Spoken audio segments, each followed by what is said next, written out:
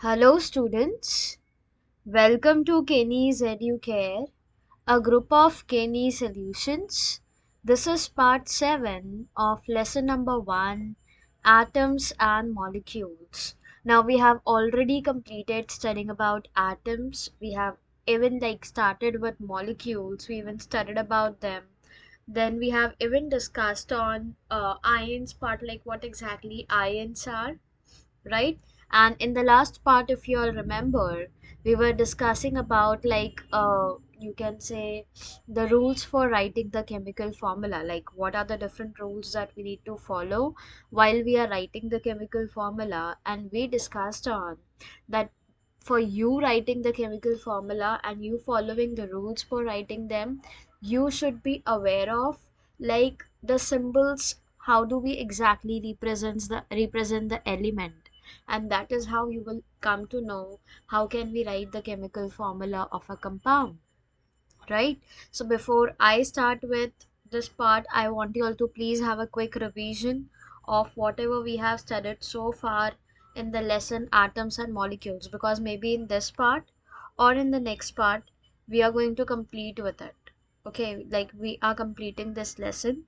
Maybe most probably in part 8 will be the last part, or let's see how it goes. Okay,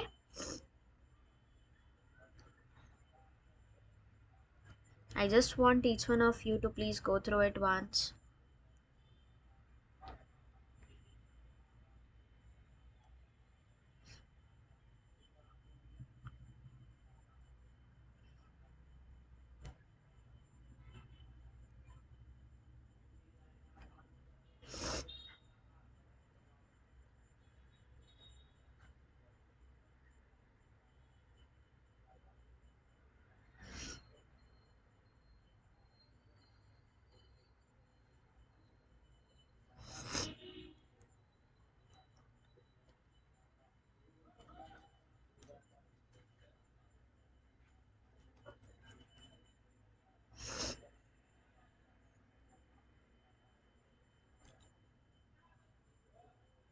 So we have started this lesson by discussing on this Greek and Indian philosophers.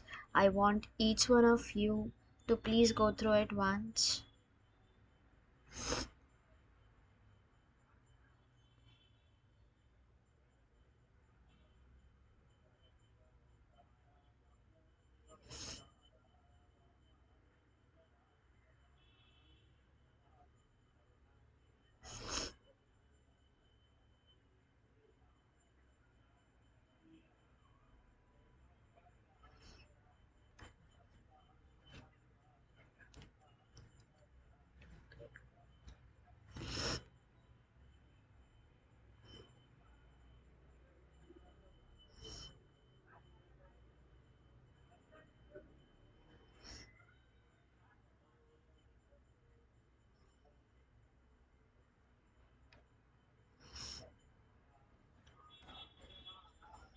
I hope everyone is going through it.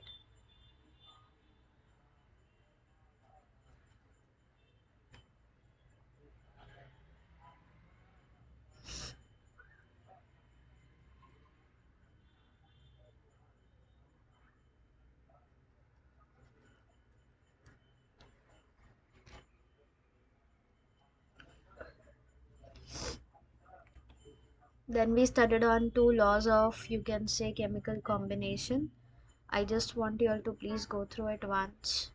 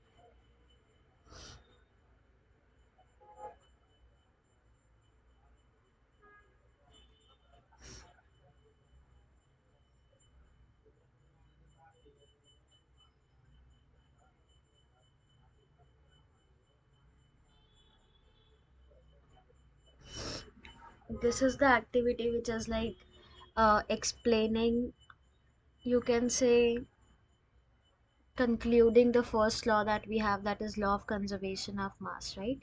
So I want each one of you to please go through it as well once.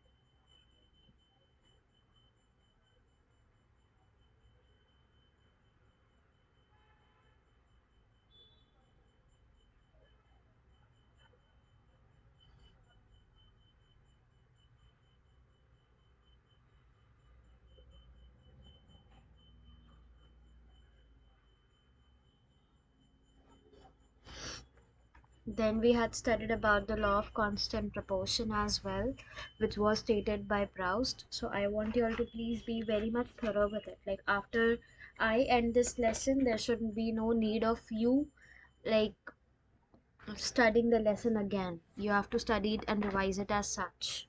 Okay? So I hope you all are going through it.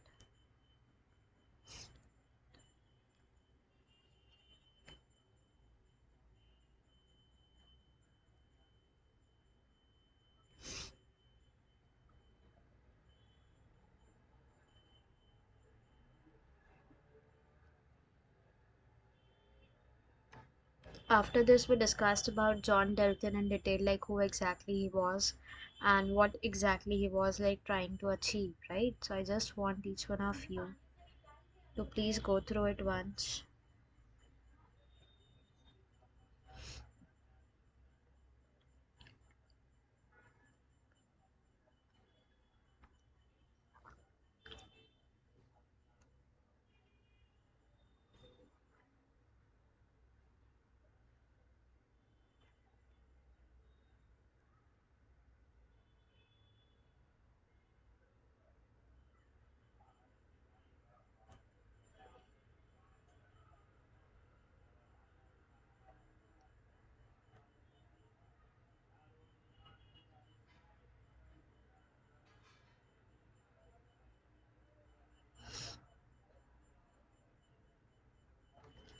After this, we discussed on the postulates of Dalton's atomic theory.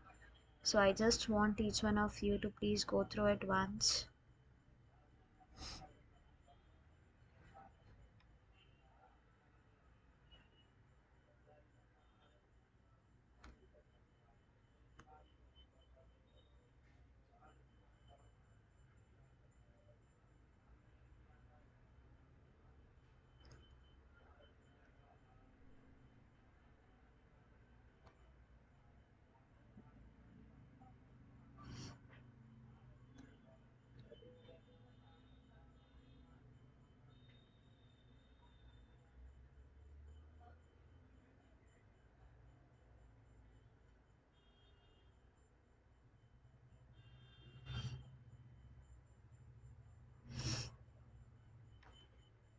After this, like 6 important postulates, I have already stated it before as well, that the postulates of Dalton's atomic theory is very important, right? Because like you can get a direct question on it as well, so make sure you know it. Okay?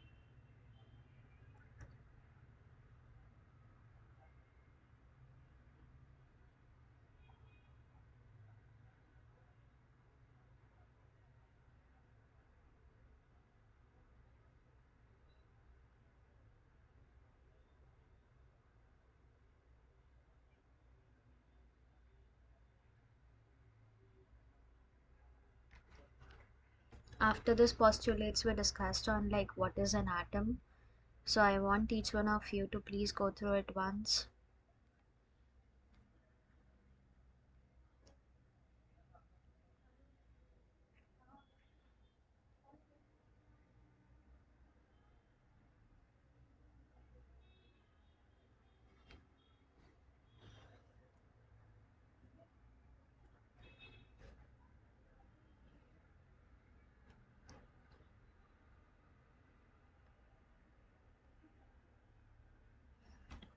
After this, like after studying what exactly atoms are, we discussed on like how big are atoms. Like we discussed about the atomic radii, which is also very important, right?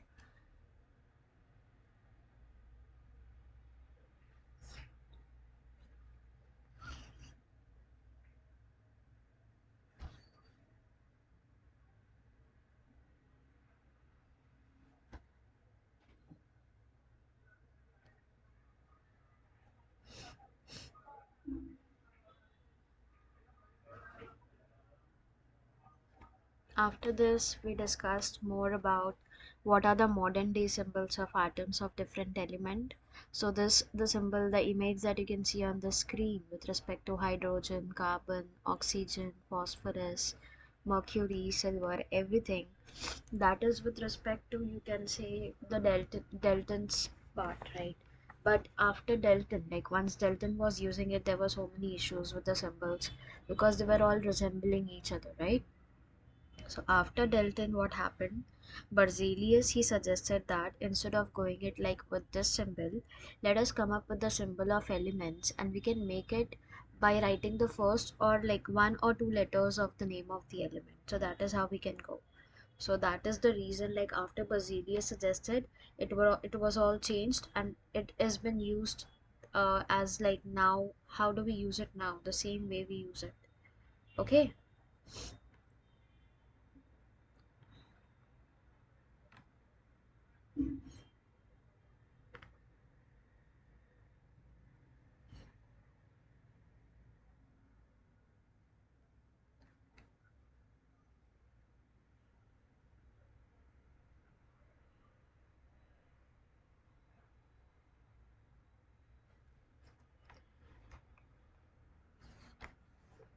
So this is like more information on the same thing, and I want you all to please go through it. Like here we have the full form of IUPAC, which is very important.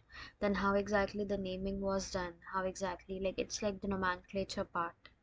Okay.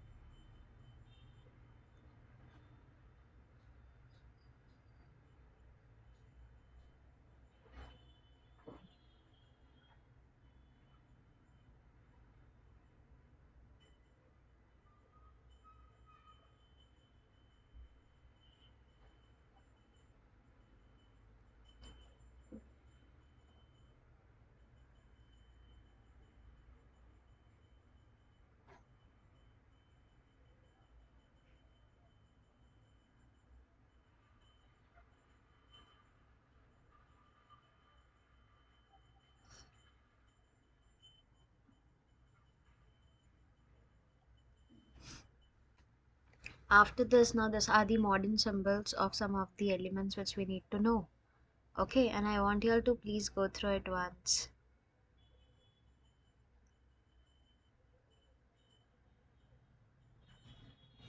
because like while yesterday while we were discussing about writing the chemical formula, we were also going through the symbols which have been given over here, right?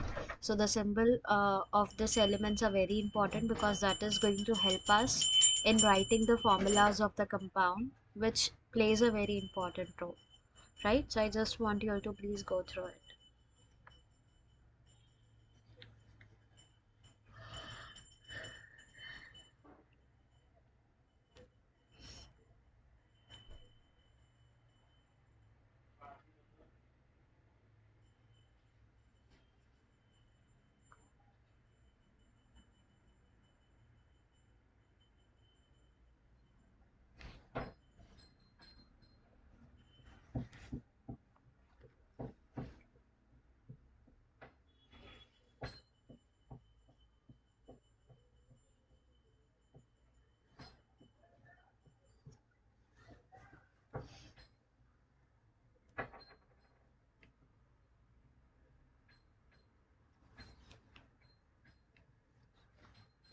I hope you all are going through the symbols.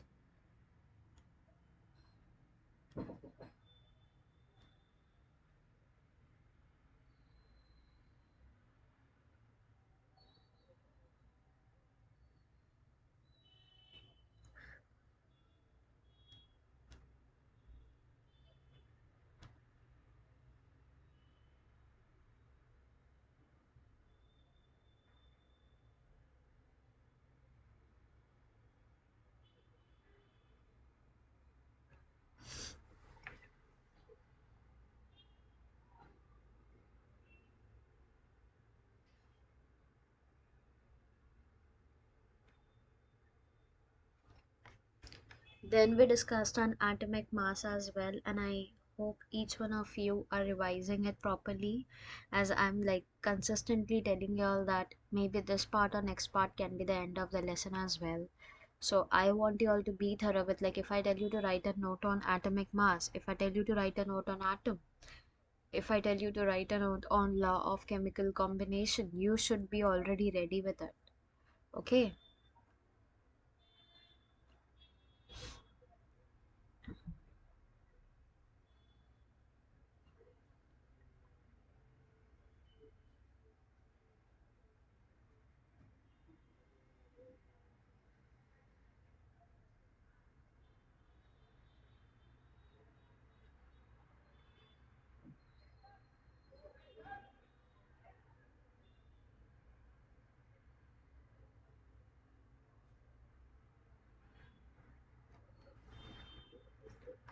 After this, we discussed more about the atomic mass. This is a very important slide because it is having the information on the unit that we use. So earlier we used to use the unit as AMU, that is atomic mass unit, but now according to the IUPAC recommendations, we use the value as only U, and we know that U as unified mass. Okay, and always remember that this unified mass is equal to mass of one carbon atom. Okay, so here we can assign carbon an atomic mass of 1.0 U and oxygen an atomic mass of 1.33 U. So this is like an important slide.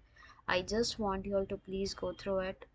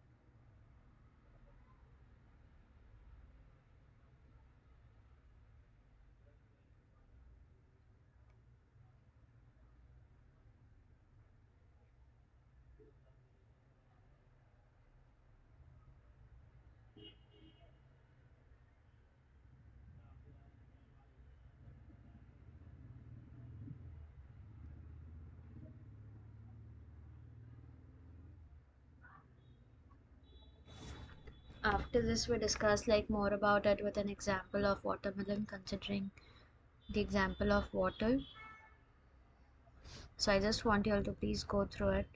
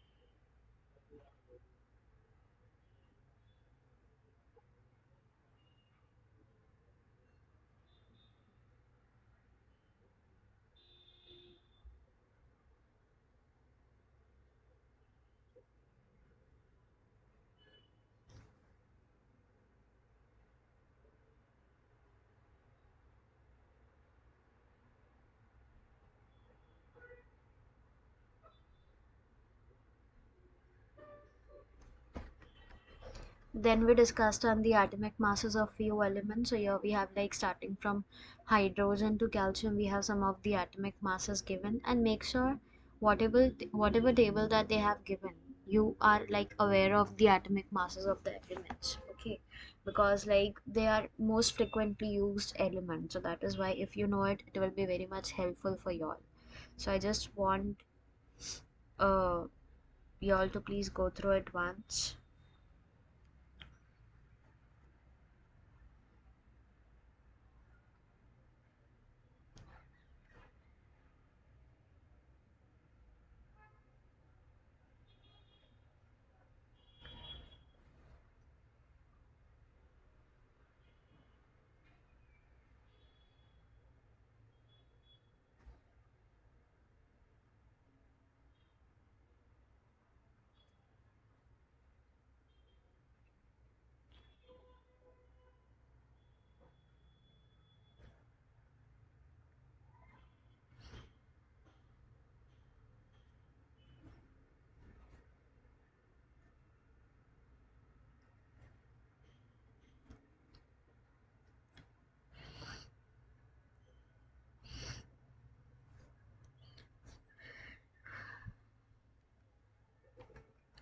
After this, we discussed on like how do atoms exist. So we studied that atoms, they cannot exist independently, right?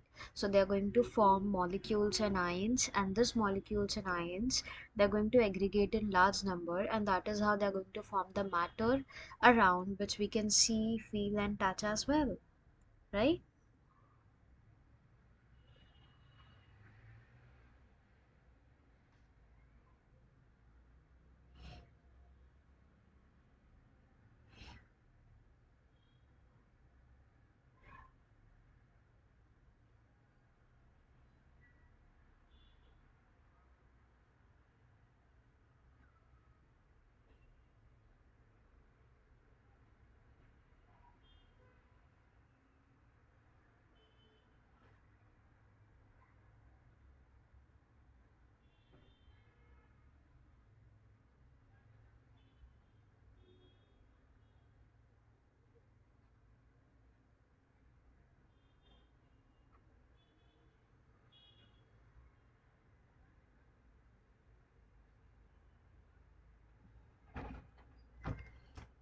Then we discussed on what is a molecule.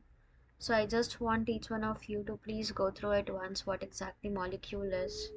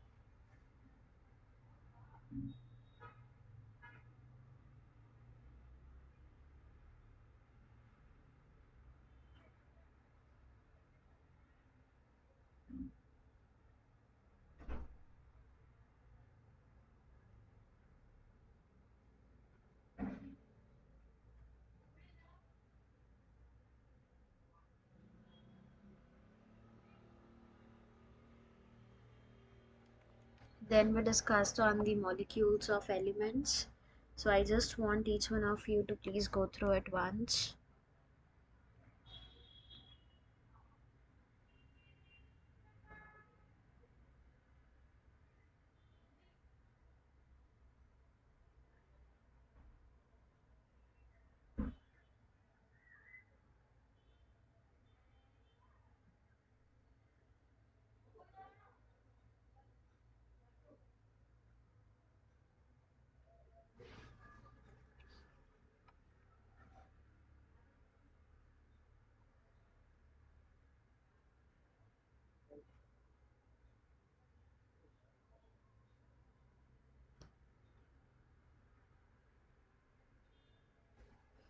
I hope everyone is going to this slide.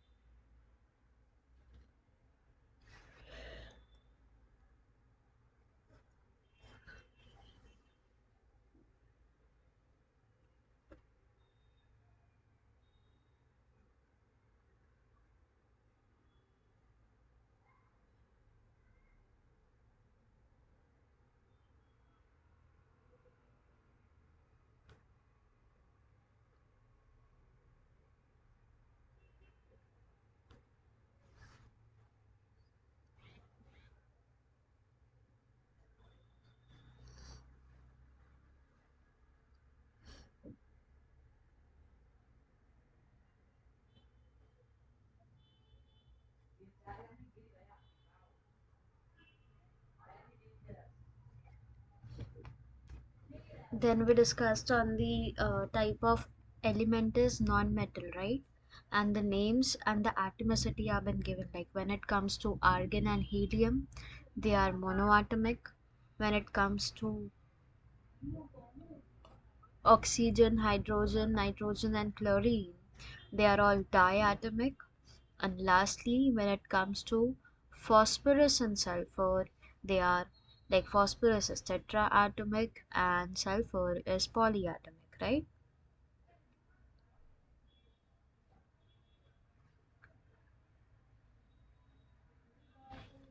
So I hope like you have understood this, because like you can get a question on write an example of mono, you can say monoatomic element, diatomic element, write two examples, three examples. Okay. Then they can ask you to name a polyatomic element as well. So you should be clear with all of this.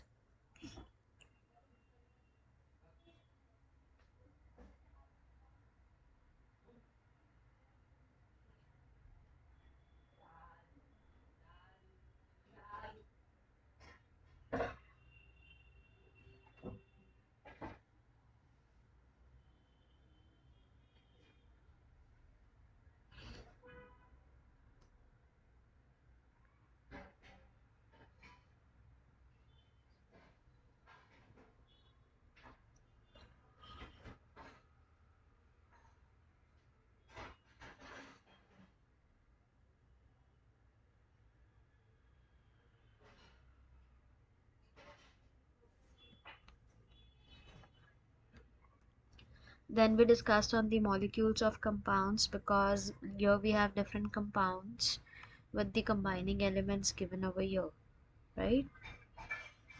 So we have like ammonia. Now how ammonia has been made? It has been made by combining nitrogen and hydrogen in the ratio 14:3. When it comes to carbon dioxide, how carbon dioxide has been made? By combining carbon and oxygen in the ratio 3:8. So you should be knowing this.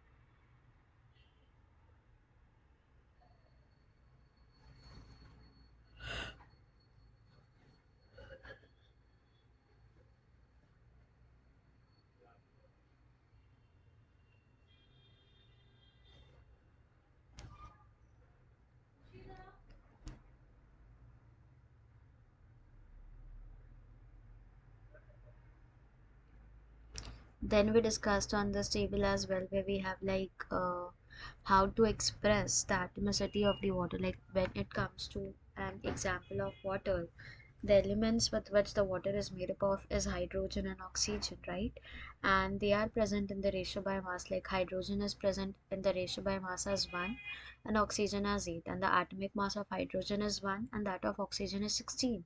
So when we calculate the mass ratio, like divided by atomic mass, we get the answers and we get a simplest ratio out of it. So I just want each one of you to please go through it once.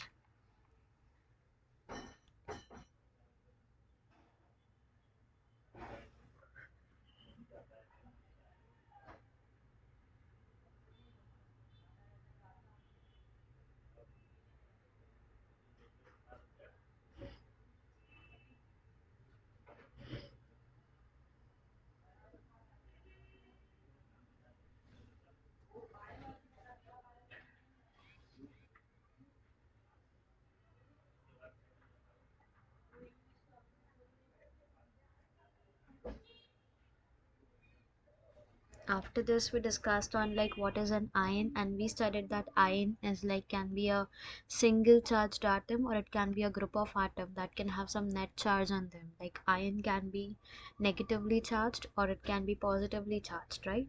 And if the ion is negatively charged, we call that ion as an ion, and if it is positively charged, we call it as cation. So I just want you all to please go through it.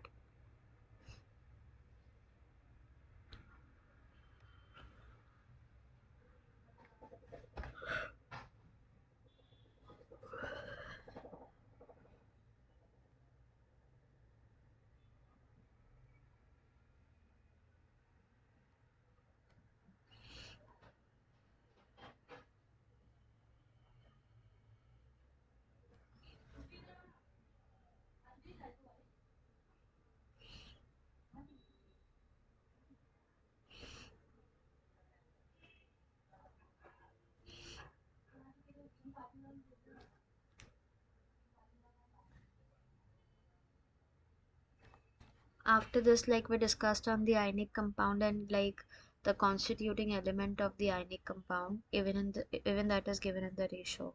So I just want each one of you to please go through it once.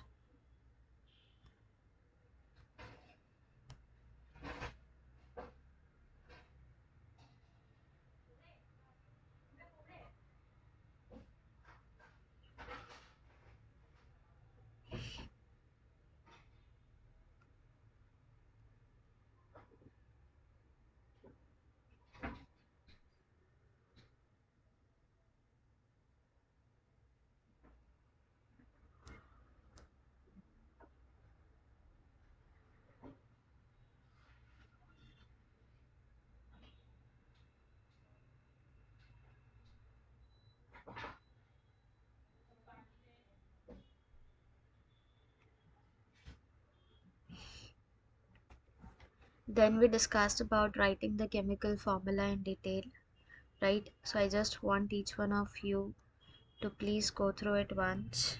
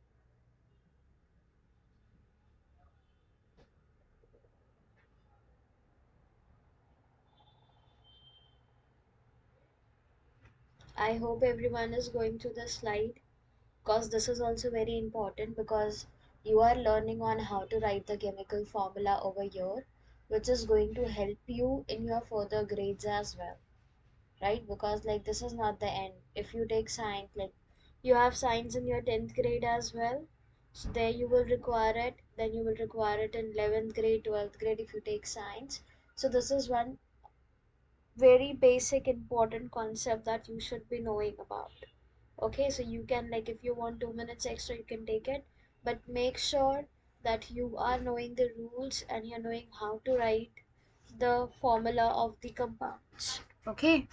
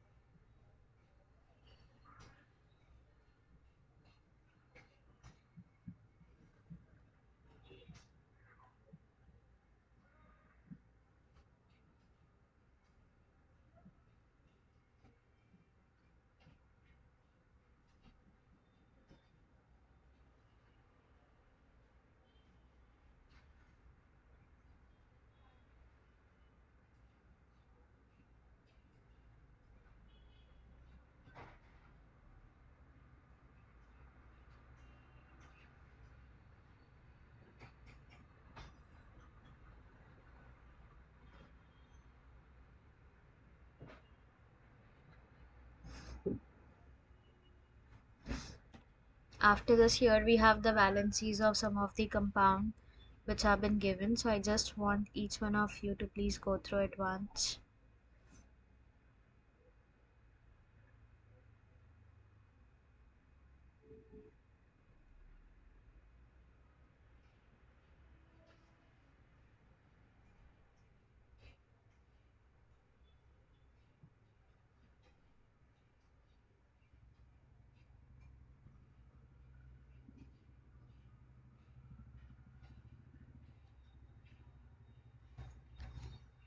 I hope everyone is going to the table given.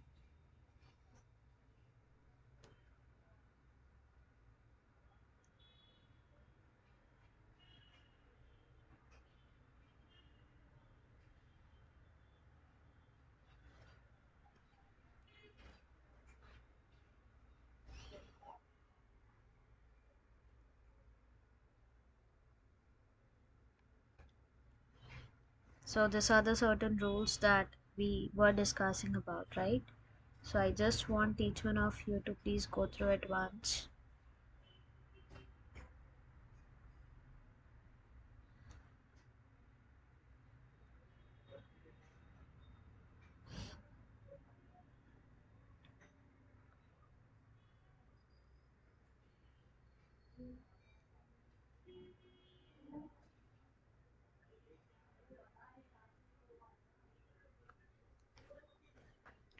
After this, we, like, today we need to discuss on formula of simple compound. So see, the simplest compound which are made up of two different elements are called binary compound. Now bi means two, right? So if I ask you what is a binary compound, you should be knowing about it, that a simplest compound which is made up of two different elements. Because it is made up of two different elements, we call it as binary compounds. Okay, so valencies of some ions are given in table 3.6. So we have one table this table which I was showing you right now. So here we have the valency of some of the compounds of the ions, polyatomic ions and non-atomic ions given, right? You can use this to write the formula for compounds. And while we are writing the chemical formula for compounds, we write the constituent elements, and along with the constituent elements, we even write their valencies, which have been shown below. And after writing the valencies, we're just going to have a crossover. We must cross over the valencies of the combining atom. So when it comes to the formula of hydrogen chloride, we know we represent hydrogen as H and chlorine as C and L. C will be capital, L will be small, right? And now let's check the valency of hydrogen and chlorine was given over here. Hydrogen ka valency is 1 and chlorine ka is also again 1, right? So if you cross multiply that, cross over the valencies, you get it as HCl. So there's no number or subscript to represent over here. Okay, now look at the second formula for hydrogen sulfide. Now we know the symbol for hydrogen is H, for sulfide is S. Now let's see the valency of it. Now we know about hydrogen, it's 1. Let's see for sulfide. If you can see for sulfide, where it is just written behind, just below oxide. Wait, I'll mark it for you. Can you see sulfide? What is the valency of sulfide? -2. So when you substitute over here, hydrogen ka valency is 1 and sulfide ka is 2. And when you cross multiply that, it becomes H2S. So this is how you are going to write the formula of some simple compounds. Okay. Then we have third example of carbon tetrachloride. So see, the symbol for carbon is C and for chloride is Cl, right? And because why it has been called as tetrachloride, because it is like there are four different chloride which have been present, and when you cross, like, let's check for carbon what is the valency of carbon given. Now if you can see carbon, the carbon is not given over here, I guess, but still, like, we have the valency of carbon. The valency of carbon is 4. Okay, and for the valency of chlorine we already know it's 1, and when we cross multiply that, we get the formula for this carbon tetrachloride as CCl4, right?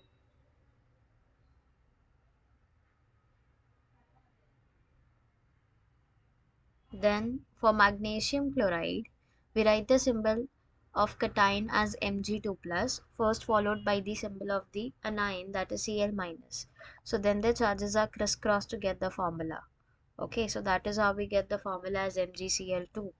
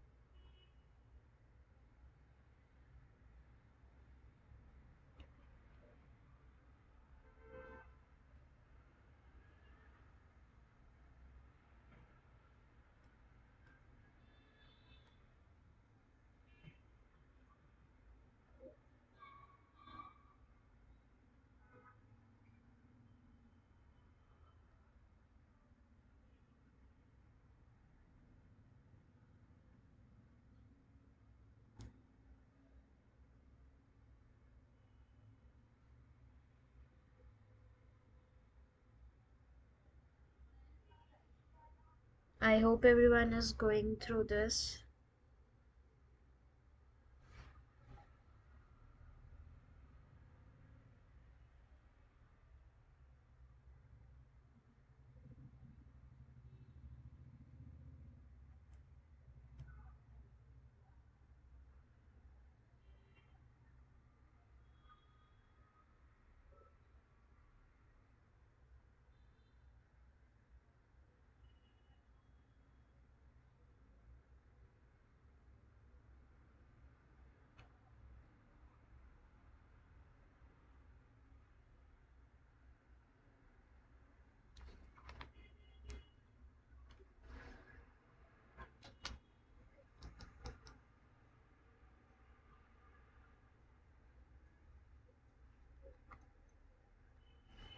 See, I want you all to write the formula in your book, because like these are some of the examples which you can use and further while you're writing the chemical formula of any of the simple compound, you can like just go through it once. Because see, these are the basic things, as I'm repeatedly telling you, that you will be having this in further grades as well.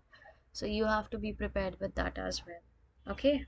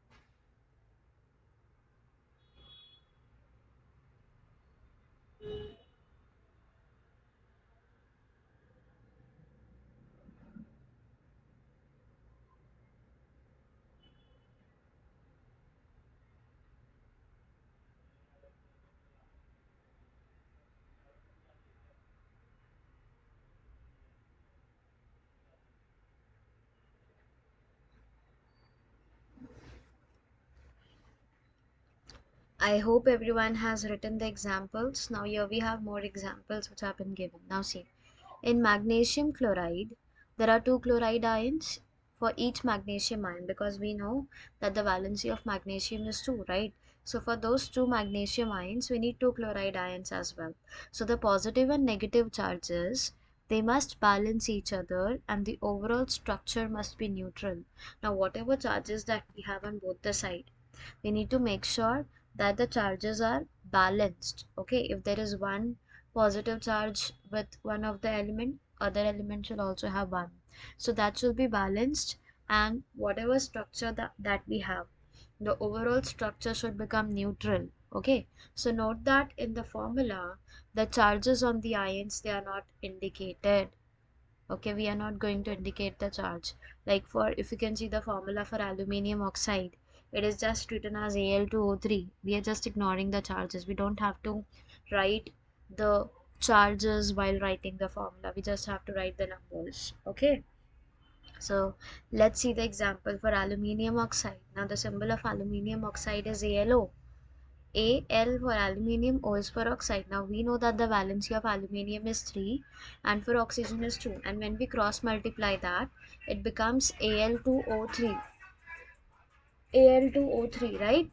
And when it comes to the formula of sodium nitrate, we know we represent sodium as Na and nitrate as NO3, right?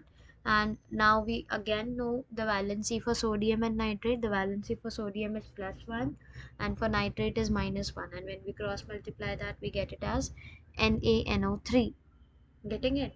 The next one that we have is for sodium carbonate. Sodium is represented as Na, carbonate as CO3. Valency of sodium is +1. For carbonate is -2. And when we cross multiply that, the formula becomes Na2CO3. We don't represent 1, right? Agar 1 hoga, to we don't have to write that number. But if there is another number like 2, 3, 4, 5, 6, we have to write that, specify that. Okay. Then when it comes to calcium oxide, calcium, the charge on calcium and like the valency is +2. For oxide is -2. And when we cross multiply that, it becomes Ca2O2. Or because plus minus and it's 2 and 2, they are getting balanced, they're getting neutral. We are not going to write any 2 we are just going to simplify the formula, because you can cancel that 2 right? So we simplify the formula for calcium oxide as CaO. Got it, everyone? Then we have for calcium hydroxide, where we know the calcium is represented as Ca, hydroxide as OH. and the valency and the charges have been given below, and we cross multiply that, it becomes CaOH2, right? And lastly, we have like the formula for ammonium sulfate. So ammonia is represented as NH4 and sulfate as SO4, right? And when we cross multiply that, it becomes NH4 twice and SO4. So I just want you to write these examples in your book. These examples are very important for you all, and make sure you all are knowing the examples.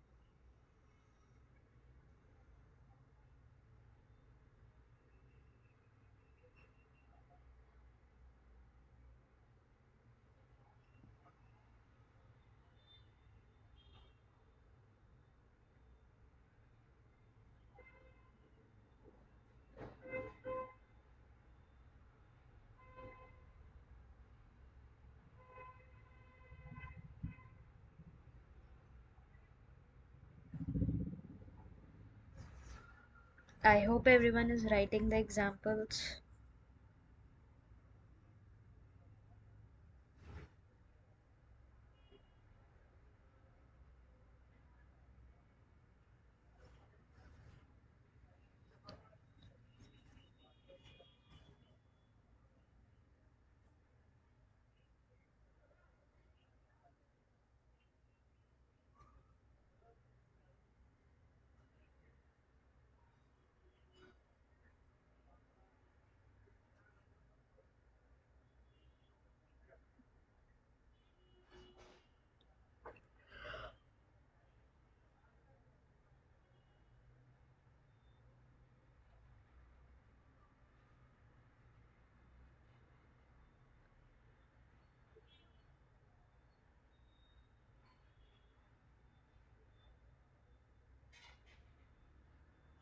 So now, after studying the formula of simple compound, the next topic that we have to discuss is about the molecular concept and the mole concept, which I'm going to start that in the next part because we have exercise as well to discuss. So we'll do that easily in the next part. Okay, we'll discuss about molecular mass, we'll discuss about the formula unit mass. Then after that, we'll discuss on mole concept as well in detail, along with few examples as well. Okay. Then after discussing mole, we will be discussing on the relationship that exists between mole, Avogadro number and mass. This is very important and we'll study this with examples. So there are three different examples which we are going to study about, and this is how like we will be ending up with the lesson by studying on the summary. So we will be having the summary discussion as well on the whole lesson, atoms and molecules. And after this summary, we have some of the exercise questions to discuss as well. So I want each one of you to please go through the exercise questions which I'm showing you on screen.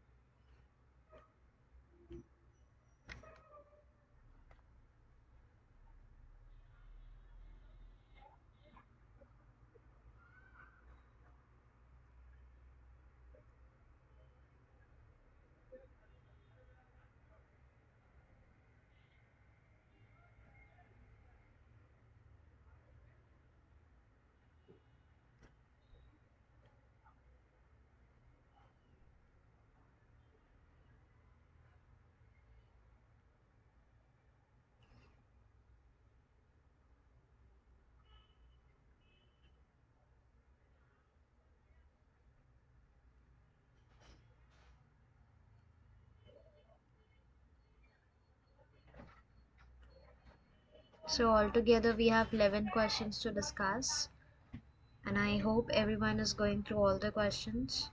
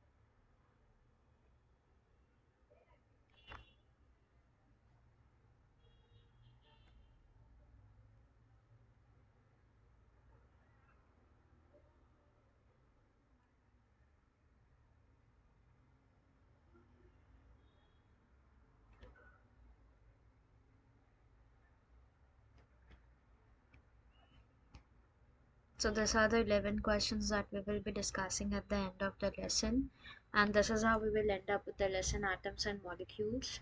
So now we are just left with few parts, that is mole and molecular mass and mole concept,